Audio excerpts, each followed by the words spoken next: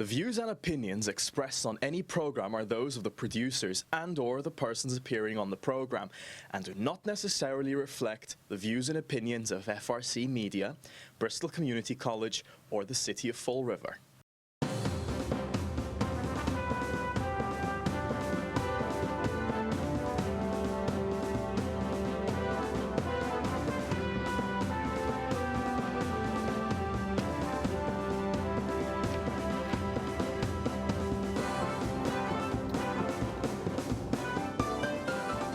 Well, hello. Welcome to Spindle City Straight Talk. I'm Chip. And I'm CJ. And it is Wednesday, the day after the State of the Union address. The State of the Union debacle. And I will not shake your hand. And afterwards, I'm going to rip up your speech. Well, I'm not sure about the handshaking because he didn't shake the vice president's hand either. I don't even think he was already. He handed him and turned and flipped around right away. I would probably say he was focused on giving the speech. Yeah. I don't think that was a conscious snub, although it could have been because she didn't introduce him properly either. Correct. So, but I'm going to tell you something. The ripping up of that is a document that's supposed to go into the record. Hey. And that just goes to show why career politicians should be eliminated. They're like petulant children. In this case, that was totally uncalled for because, look, I've negotiated with a lot of people I disliked in my time. But unless they make it personal, you try to at least maintain some respect, some decorum for the process, and you can peacefully coexist even with people you don't particularly care for. True. And the State of the Union address is something that, okay, it is what it is. But not only Nancy Pelosi, but ripping up that document, but I was appalled. I was appalled to watch those escapees from a mental institution, all dressed in white gowns, sitting on their hands when they introduced a 100-year-old Tuskegee Airman, one of the first black combat pilots in the history of the United States. And then to say that when a returning serviceman from deployment met with his family and one Democratic senator called it disgusting, those losers, they're losers. I don't care. And the people who elected them should be ashamed of themselves. And then when he said America first and the camera panned over to Omar and Tlaib, they didn't even look up. They don't care about America first. You got both of them, as far as I'm concerned, are terrorists. They don't care about America. I mean, let's face it, Omar's got a long history dating back to, 2012 with the tweet she called Israel evil and America. They're always disparaging this country. And, there comes a time, you don't have to be, partisan politics is partisan politics. But it just goes to show now what happens when people, when they get into power and they stay there forever, power corrupts and absolute power corrupts absolutely. And, I think overall it was a good speech. Of course, the president's going to highlight what he feels are his accomplishments. Of course. And you have every right to rebut, which they did at the end of the speech. But to sit on your hands when they introduce people who served this country, and you sit on your hands, as far as I'm concerned, they should be impeached. Nancy Pelosi should be impeached for ripping up a document. That was a signed copy. It wasn't a facsimile, a photocopy. It was a signed copy. An original. Which was supposed to be spread upon the record of the House. That's right. Exactly. And it was appalling. It's appalling. And I don't care what party you're from. Well, did you see how they were when he was speaking about bringing down drug prices? Yeah. they all stood up in the corner, and it looked like they were making a Nazi, salute. They were doing, this, and they were going HR3, HR3. Nobody knew what they were saying at first. You had to play it back slowly to understand. It was HR3, which is a House bill, which is sitting on the Republican senator's desk to be acted upon. They haven't acted upon it yet.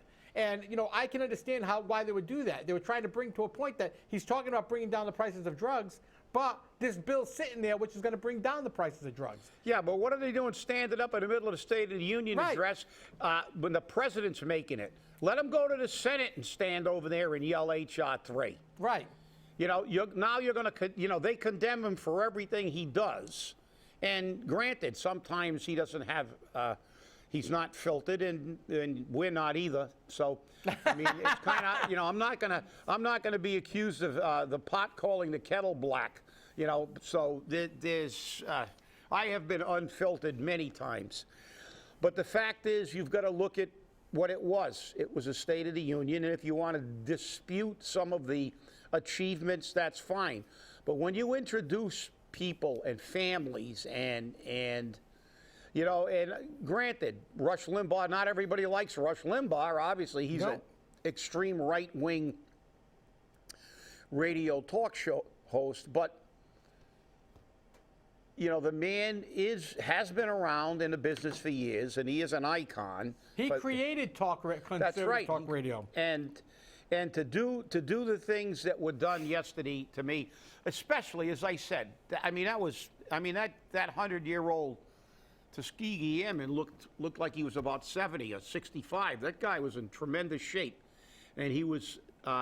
And it was just made a general, a brigadier general. And you're right, he made him a brigadier general, and to say that he, to basically disrespect the service that he gave. Not only did he give the service to his nation, he was a pioneer. He broke a ceiling. I mean, the first black combat pilots, he flew 130 missions, I believe they said. And he fought not only in the Second World War, he fought in Korea and Vietnam. For those asylum dwellers that were sitting there in their white to sit on their hands and not stand up and show some respect to that individual and to the individual wearing the uniform of the United States who came home to his family alive. Because many of them don't come home alive, and many of them don't come back whole. And he came back alive 3 times, not once. That's right. Not twice, but 3 times. So that is, that's worse than Pelosi. Pelosi showed her true character. She looked like the Wicked Witch of the West, pulling a temper tantrum. Oh, I've heard worse words. She's got to lift some weights. I'm going to tell Nancy, lift some weights. You could only rip it 2 pages at a time. You couldn't put the whole thing together and just rip it once, or maybe that was for the camera so she could do it more often. Probably it was dramatic effect. Yeah. But if you can only rip 2 pages, start lifting some weights. But it was appalling. I mean, it was disgusting. You can disagree. You can eviscerate the speech later, fact check it, say whatever you want. But the parts that disturbed me the most is the lack of respect for people, the regular people in this country, and the people who serve this nation. And you notice that the camera didn't go over to Talib and Omar when they were introducing the Tuskegee Airmen, but you could see they were sitting on their hands. You could see the cadre over there, and it was terrible. Frankly, it was awful, and it just goes to show why we can't get anything done in this country. I want to know who was running the cameras, because they seem to keep it very much on one side. And I don't know if they were doing that because they were pro-Republican, or if they were doing it just to not give the Democrats, a place to make maybe their they didn't signs. Want the entire white-suited to charge them and start yelling that they were racists and biased because they showed them sitting on their hands. But it was obvious in spots they showed them that they were sitting down and they weren't.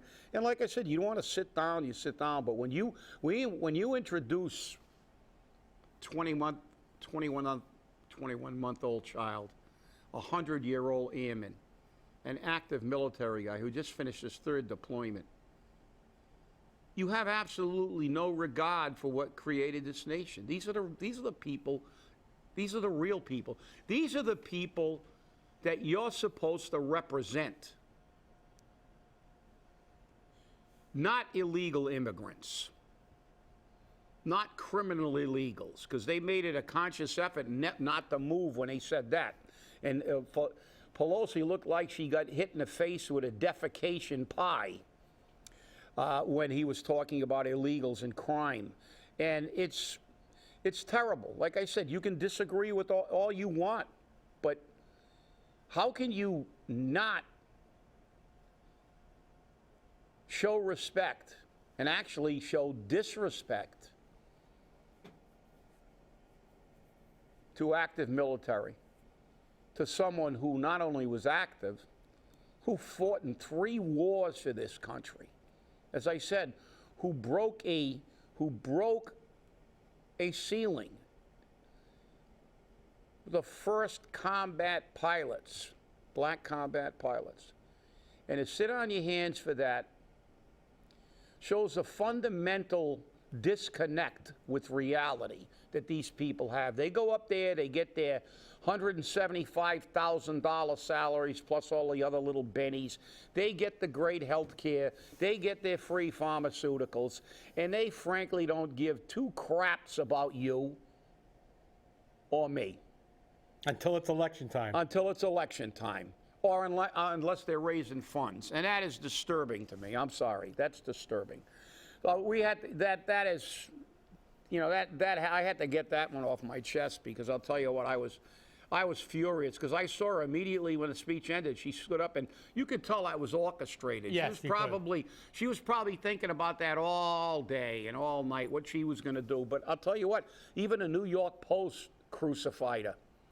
And most New York papers are ultra-liberal. Yeah. The New York Post had a picture of her, and it said, tall loser, little play on words. Mm-hmm. But it's just, to me, look, I don't care. I know what they are. We call them out every time, almost on every show. We know that they're a bunch of spoiled, privileged brats who don't do their job and should be eliminated, but then it's our fault because we don't eliminate them. And we see this, but this, again, I'm glad she did it. I'm glad she showed it, and I'm glad they did what they did, because anybody who is delusionary enough to believe that they're up there working for you and I, this showed they have a completely different agenda. And, you know, my problem is I understand she has a problem with Donald Trump, okay? But you're not showing respect for Donald Trump. You're showing respect for the office of the president. Yeah. You're not showing respect for the person who holds the office. You're showing respect for the office of the president. Just like she wanted, you know, respect for being the Speaker of the House, because she's the Speaker of the House, not because she's Nancy Pelosi. You got to show that respect. And I didn't see any disrespect given to Nancy Pelosi. No, the only thing that I thought was very interesting in that whole speech was there's 130 people in this chamber. Yeah, that's right. Well, he called them out. But, right. But, you know, as you said, it's like in the military. You salute officers. Enlisted men salute officers. Officers salute other officers, higher-ranking officers. You don't have to like the individual. It's the respect of the rank. The President of the United States was giving a speech. You don't have to agree with the speech. You don't have to stand up and clap like you're in North Korea on every single word that he says. But you have to show some respect.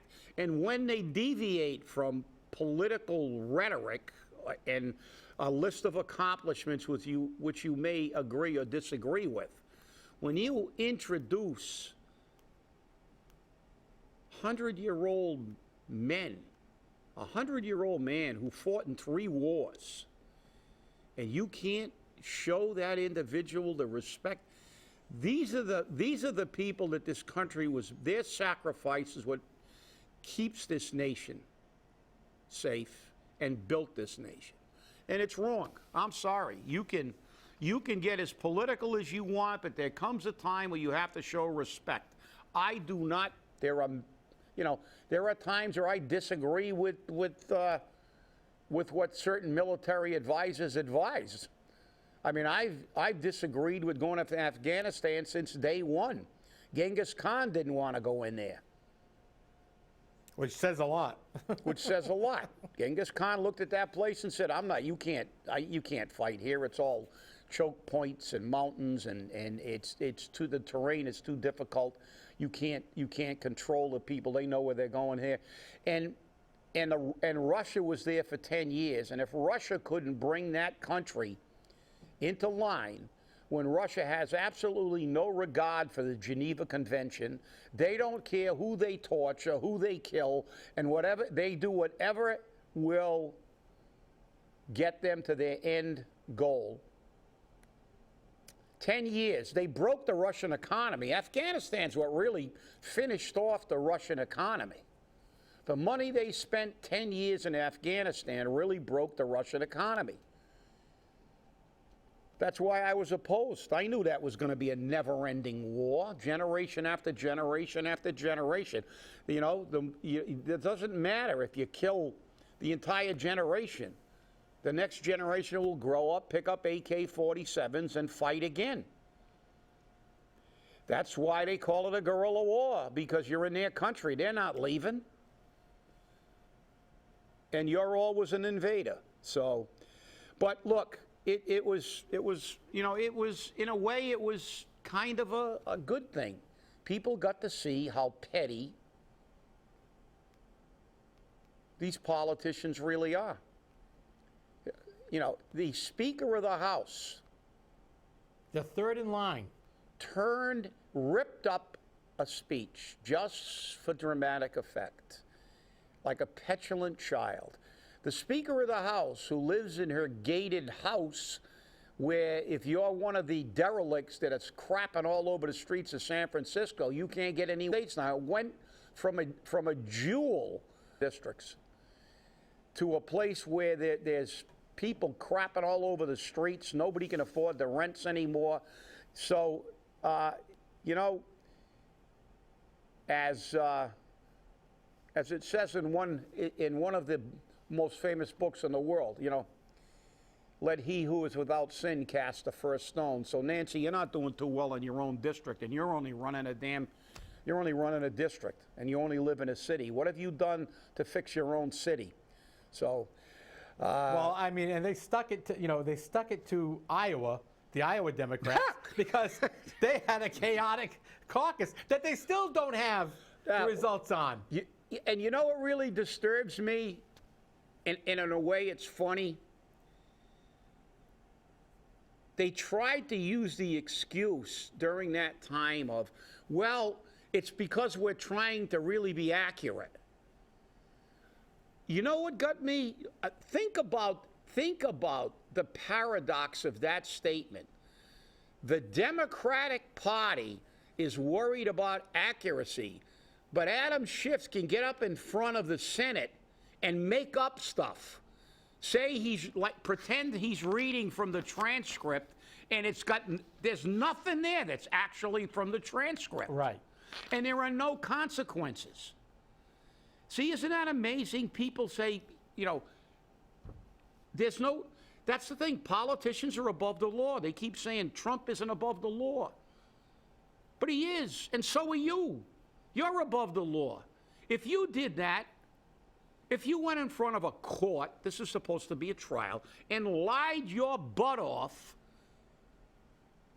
you'd be locked up for perjury. Exactly. If you got up there and started reading something and the judge is going, what the hell is CJ reading?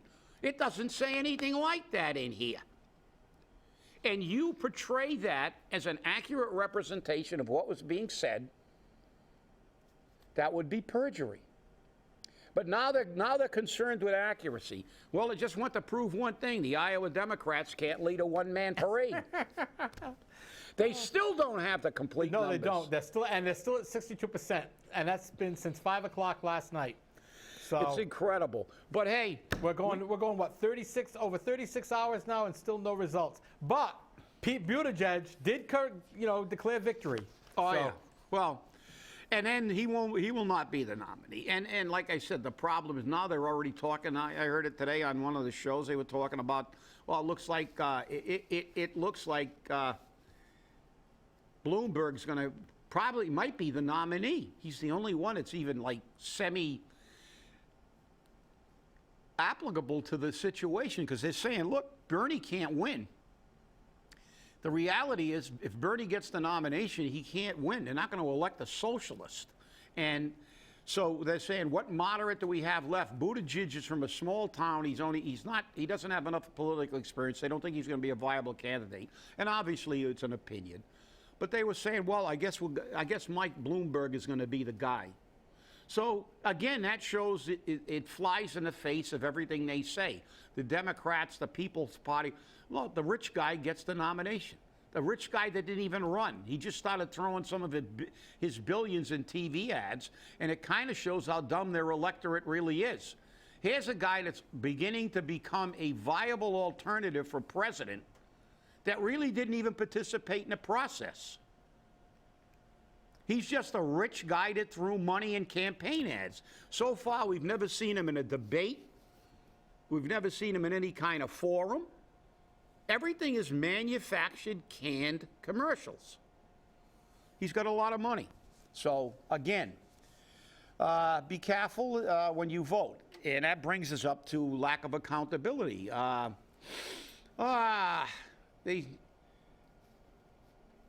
want to talk. Did you send me that link about the meeting? yes. Okay. Apparently, PA money is for.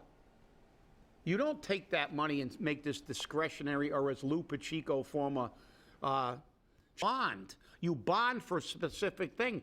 You can't use that money for what you want.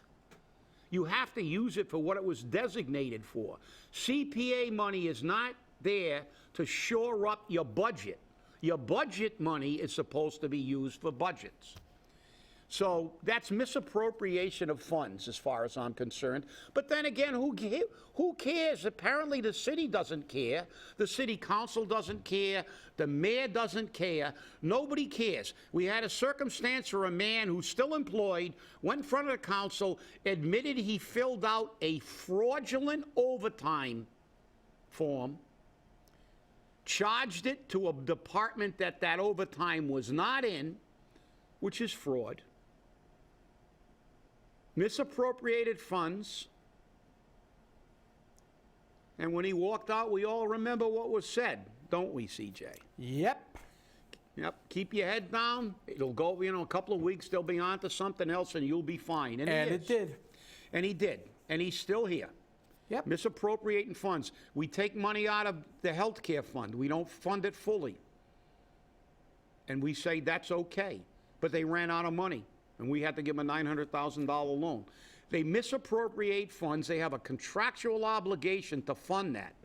Every single labor union in this city has a contract which says the city shall pay 75% of the premium cost.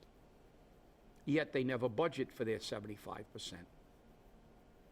And they even skim money on the less than 75% when it's extra. That's how they end up with $500,000 in their account when it should be $15 million. What's interesting is, and I've thought about this at length. If they're not budgeting 75% of the, 75%, their 75% share of the health care, then the employees are paying that. The retirees are paying that because they're not paying it. All those discounts are not being transferred to the retirees and to the employees. Well, we're going to have to see about that. See, I'm not sure. But see, what happens is we use that analogy that if if it was $16 million, which is very low, but it's easy, we pay $4 million out of our paycheck.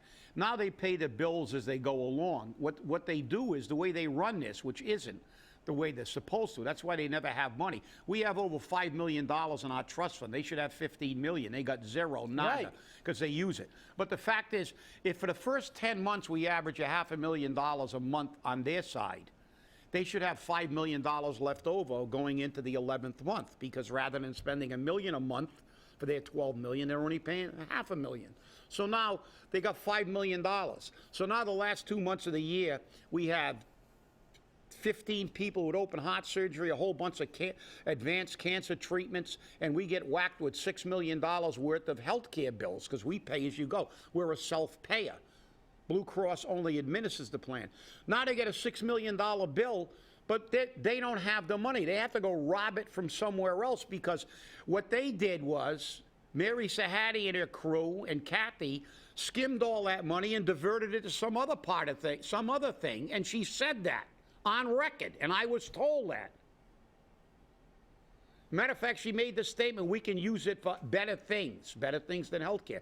So at the end of that year, for the last 2 months, we get a $6 million bill. So do the math.